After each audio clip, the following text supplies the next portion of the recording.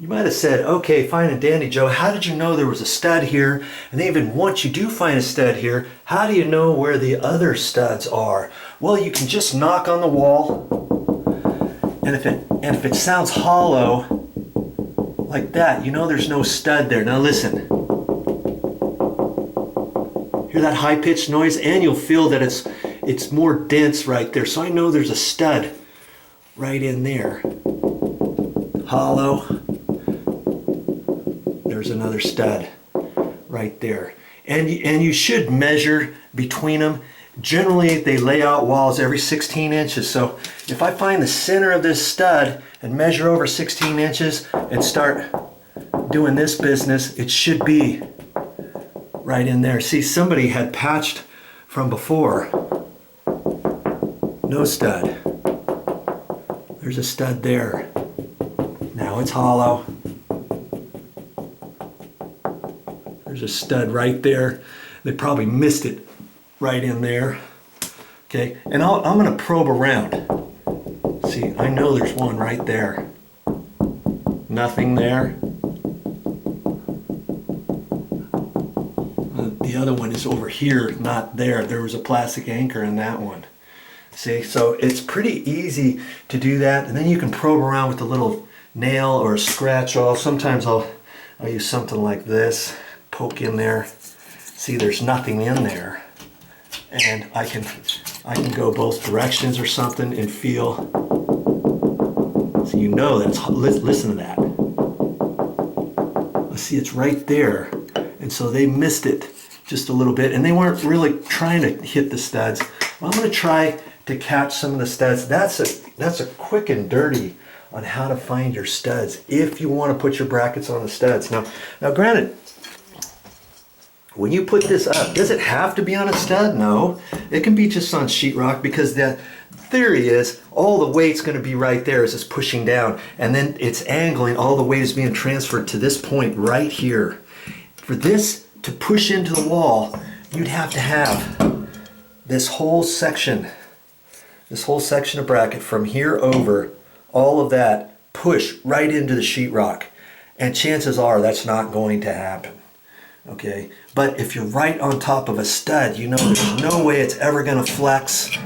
I mean, the sheetrock could bow from stud to stud if you have too much weight there, and your shelf could be kind of wobbly or something. But chances are it's not going to go through the wall. Okay, so you can make the choice on that, whether you put those on studs or not. Now here's one more tip for you. Yes, all about tips. Let's say you get all your brackets like this and you get ready to poke that in. Now is the time you don't want to hit a stud, because you want this to go into the sheetrock. Let's say you hit a stud back there. Well, then you can snip that off so it kind of looks like this on the back side. Then you would have to put a plastic anchor in and a screw to screw this in. Okay, you wouldn't use the nail. You'd use a screw, the plastic anchor. You could use this style of plastic anchor, okay, whatever type you want. So you might want to pick up some extra screws at the store, some extra plastic anchors, or the screw-in drywall anchors. These are called easy anchor. Okay, these are 75 pound. I think they have some for 25, 35, 50 pounds, 75 pounds, which means then the threads are smaller. Okay, you might not want that big of a one, because then it might fit over to the outside of this, but it'll still, this will still cover it. Okay, but if you had something smaller, obviously you wouldn't want to put that on there. Okay, so look at the store and see what type of anchors they come with it. Pick up whatever you need so that once you get ready to do your job, you'll have everything. All right, so I got all the brackets up. I went ahead and put 4 brackets down here to hold more heavier weight down at the bottom, only 3 up at the top, and I've got 1 supporting that little shelf there, because the shelf doesn't go all the way through, and that one running there. You can decide however you want to do it. You want that shelf to go all the way through, like this one down here? Order your shelving material that way. Maybe they didn't have a long enough piece, or maybe they did have a long enough piece. You just have to measure. Make sure you get everything measured twice. before you go to the store. Now last but not least, I went ahead and I caulked all of these, but I used that, and remember it was clear, and I told you you could use toothpaste over that, which you can. You just need to let this dry, because as it's drying it's going to sink in, or it may pooch a little bit. You want to have that dry all the way, and usually when you get clear it's white, but then as it dries it goes clear. Now here's something else we found out in the garage, and I'm going to go ahead and use this. This is from DAP, and it's called Dry Dex. It's spackling, and see it says dry time indicator. See here? It goes on pink, dries white. So this is pink inside. This is the heavy stuff. This is not the lightweight spackle. Ooh, I'm gonna have to, hopefully it's pliable enough. I don't know how long it's been in the garage. We got 2 containers like this. I'll take a look at it. It goes on pink and it dries white. That way once it gets white, you know when you can paint over it. That's kind of slick. But in this case, because the walls are white, it's going to dry white. It's going to look pretty close to the walls. And besides that, once you get to all your clothes up here, you're never going to see those holes, right? Okay, that's the last thing on my list before I clean up. Well, I got these grab bars exactly where I wanted, and I marked them first and then pre-drilled them with a drill bit a little bit smaller than the screw I'm using. Okay.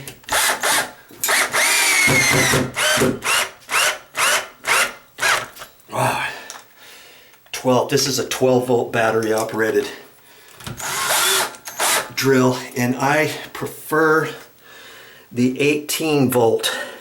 Okay, if you get the 12-volt, it just really doesn't do it all the way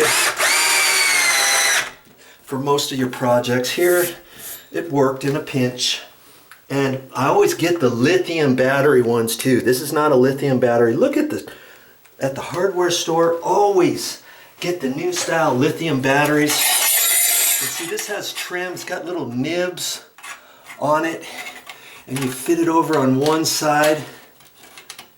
Okay. Sometimes there's little grooves, but in this case there's nothing. So I'm just fitting it over at the bottom. I'm going to tap it in at the top. Okay. Or you can do the top and then the bottom. Last thing you want to do is to try to put it on there and try to hit the whole thing on straight forward. You got to get one edge over wherever you're going to go first. I'm going to go from the top this time.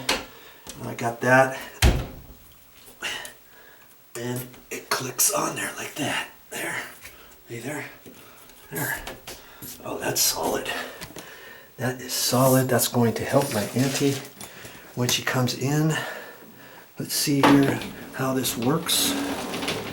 Okay. As she comes in, let's get this situated. Get the drill situated here. You can't really see the grab bar. It's right back there, and I tried to get it as close to the wall as I could, because see, she's got to step over this, and so she can be right here. As she's walking in, she can reach her hand directly in like that, grab that, and kind of help herself in here. She gets all of her stuff. She can turn around and come back out with her left hand, whatever she wants to do. So I put one of those on both sides. And what you might want to also do is, see, we try to situate it in such a fashion to where it's fairly close to the ground.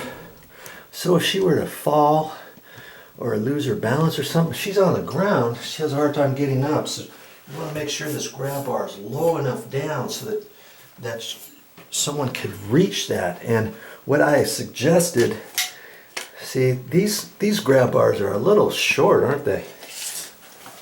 These are 18-inch. They also have 24-inch long ones, 30-inch, 36, 42, 48.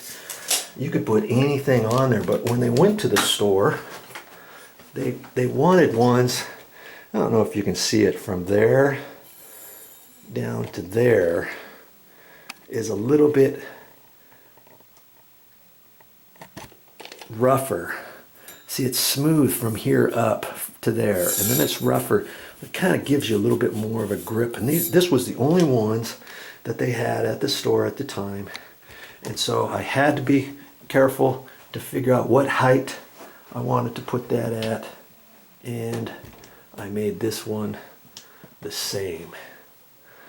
Nice. That's all I got for this time. But I'll be back with more videos.